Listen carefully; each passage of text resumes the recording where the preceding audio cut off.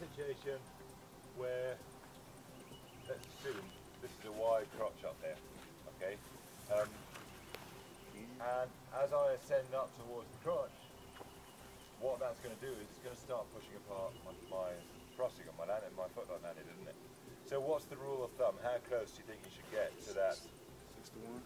6 times, yeah, 5, 6 times the diameter. So on a 20 centimetre limb, that would be about a metre, metre 20 would be the close rate approach. So what you do there is just tie in a alpine butterfly, like so, and I run up the alpine butterfly, you know, inline figure of 8 or something, and job done. But while I was tying that figure of 8, I was talking to Brian, we were goofing off, and I tied it a bit tight, and I thread that. What I've done there is I've just flipped the thing over by 180 degrees, and here's a lot of friction in there. And if my access line has a polyamide cover, which is slightly heat sensitive, when I pull it down, I'm going, oh no, look Brian, I've just gone through the cover of our new access line. Hate it when that happens. So I think we can do that better. Like we could use, for instance, if I can find it. Don't let anybody say I'm not organised. Could use something, you know, for instance, like this ring loop here. This little ring on a sling. Just tie a crossing onto there. One more time. Yeah, made.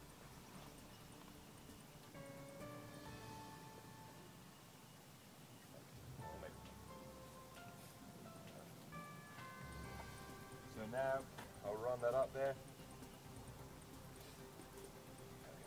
So what we've got here is textile, metal and textile, which is rope friendly. Again, I'll reduce the spread, run that up, and I've achieved the same thing. Now, which is fine if you're going to footlock on that. If I'm going to anybody use single rope? Single rope percent? Okay. If the reason I'm doing this is to block off one part of the line, I really urgently suggest to put a stopper knot underneath there. Okay, the reason being I want to limit the amount of travel. You don't want this to start sliding, okay, because it's polyester. Polyester starts melting at 240 kgs. Well, it starts now. Sorry, 240 degrees centigrade. You don't want that sliding, okay? So we limit the travel like that. Okay, now you block one part of the line. I can ascend on this, and this is the free part. Pull it down. Now, what we didn't realise was, you know, we installed all this, run this all up there, we're good to go. Now, this whole assembly is sitting on a little stub here. So while I'm getting ready, my workmate, who was ascending single rope, comes up, gives us the tug, good to go. So he starts ascending up there without realising it's just sitting on a stub. And as he gets a bit higher, the whole thing rolls off, and he's going to come down at speed. Okay? So there is a risk there of confusion. So I actually think we can go one better here.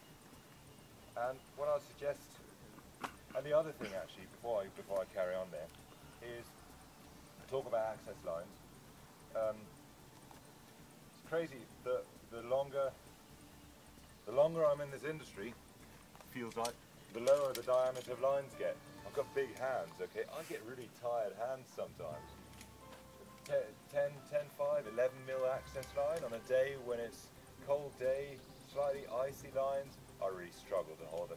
Double ascenders are great for that, aren't they? You know, just stick on a double ascender.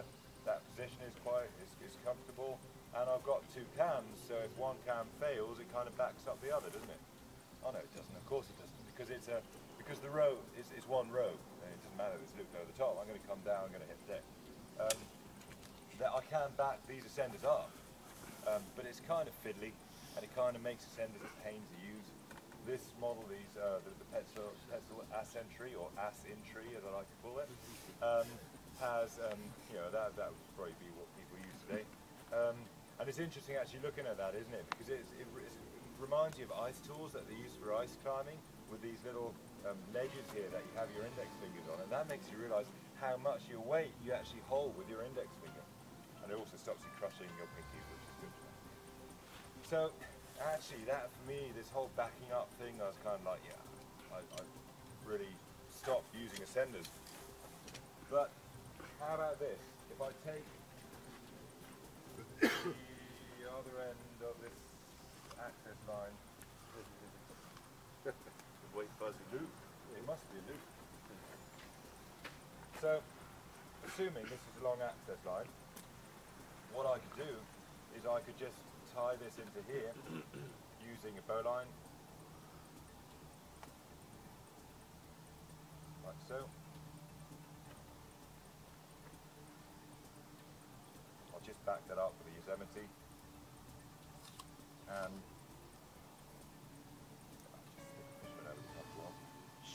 make that really bomb-proof. Well, because you know it's going to be out there in the tree, and I'm not going to be close to it to check it, so I want that to be really safe. So I'll run that up. Okay, right, we're not going to talk about the tie-off yet. We'll talk about that in just a moment. But what have I done now? Well, now I have two isolated lines, which is actually really interesting because I can footlock on that. I can SRT that. I can SRT one limb with an ASAP, for instance, with something running on the second one. But also, if I choose to use double ascenders now, what I've achieved is that if one cam were to fail, or if there were a little branch or twig were to get stuck between the cam and the rope, it's not going to creep down on me. It's right there. I'm not even going to drop because, you know, I'm just going, just closing it. The only thing I need to do now is just get something over the top to ensure that the line runs fair into the cam and bobs your uncle. That makes it really easy to use double ascenders. And there's a parallel backup. That's really the best of both worlds. Okay. Also, I can make it lowerable from the ground now. Okay, but we'll talk about that in just a moment. Because as long as you have 600 feet of rope. Yeah. Okay. In this, so okay, let's talk about. Some of the trees are tall. You really need some length of rope. Yeah. Well, let's talk about that quickly. Okay. So that's one way you could do that. And as you say, that's going to need a really long access line. So I think we can do better for this. So how about this? This is something, the way we've been running our access lines for the past 1.5 to 2 years. So run this past you. Can we maybe untangle those? Which one do you just need another access line? Yeah, if we could. Okay, and or two actually would be great.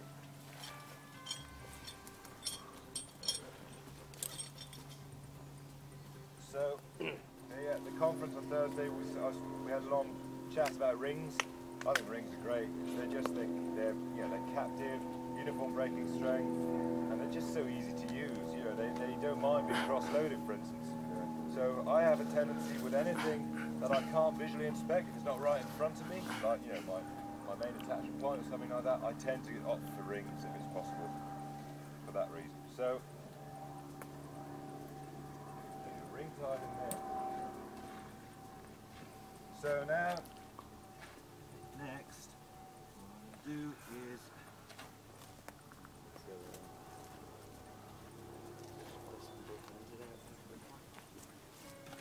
just tie this on here with a fishman top. This is going to make sense. Bear with me.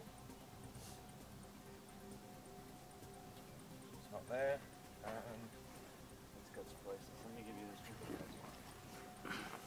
Start to get used to it's my insanity. There is madness behind, there is message behind the madness. Where you get the other end. Yeah.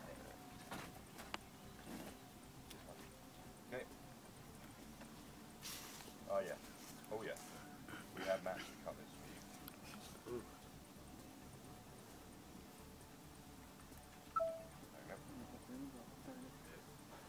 Now, so what I do is I've got sitting in the bottom of my bag. I've got 2 lengths of 50 meters worth of Dyneema, 2 legs. I've got a semi-static line coming out the top, and that sits in the bag. Okay, so if you've got a small tree, you can just use the top part, the semi-static, for a normal type ascent, or I pull this through, and this goes up. Okay. Now, what we've got here is 2 isolated lines. So it even means if I'm ascending, if I'm foot locking it, and I miss the lock, and I just grab one rope, it's not going to start creeping through on me. Okay. The other thing, of course, that we can do, which is really interesting, which is that pop my harness.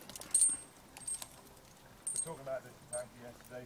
You know, how do you configure your access systems, and what are suitable anchor points? Well, I was throwing for this point up in the tree, the ultimate fall. It had a nice landing point below it to land on the way up, but actually I just couldn't make it. In the end, I settled for second best, which was a one fork lower down. But the problem is, once I get up there, there's really nothing to land on, so I end up below the anchor point. So what am I going to do? Well, I'm going to get as close as I can to the anchor point. I'm going to take a last lock and I'm going to start trying to throw my lanyard over the top. But actually with this, what I can do is when I get to the top, stick my lanyard on the front and there's an anchor point right there waiting for me. Just cinch that up and now I can take all the time I want to get my climbing line over the top. And that's actually really interesting. An anchor point waiting for you when you get to the top of your access line. To me, there's a lot of logic in that. There's a lot less wobbling around going on there. And the other thing I could do, of course, is that I could have... Mark, are these two lines that are tied, these aren't your climbing systems, that's just the access? Correct. Okay, yeah, okay. The other thing I could do is I could take a revolver and... Oh no, that's not going to fit. Actually, you'll find if you open the barrel, open the gate, that will just slip on there, and that is actually captive mount. Okay, that can't cross over. That is intentional. No, it's not coincidence. It is truly intentional. So, what I can do now, for instance, if I wanted to, there's a big bit of dead wood halfway up the tree, is that I've pre-installed my climbing system to, about the length that I think I'm going to need. Then, so it's sitting halfway up the tree. Pull it up there. I ascend up here, clip in, and go and do whatever I need to do. The advantage being this is that by choosing this configuration, actually I retain the use of the ascent system. It's not the same as an inline anchor point. If I do an inline anchor point somewhere halfway up, and I start working this out here somewhere, make it a bit less abstract, let's do that. So, say I were using this. That's a lot of rope. That's about it. I know, twisted. $600 rope. $600 climbing system. Okay, say this with my anchor point, and my climbing system running off here, and I'm working out here. This is not an access system anymore, because if somebody were to climb on this now, it would pull me in the direction of the stem again. Okay, so this is blocked. Whereas here, this remains free, because I pull this right up to the anchor point, right up to the top, and that's cool, because I keep that, and yet I've got my climbing system up there. Okay. So to me, actually, this is a really interesting, versatile system. It's not about getting lots and lots of gear. It's just about using systems that you use anyway, but tweaking them for added value.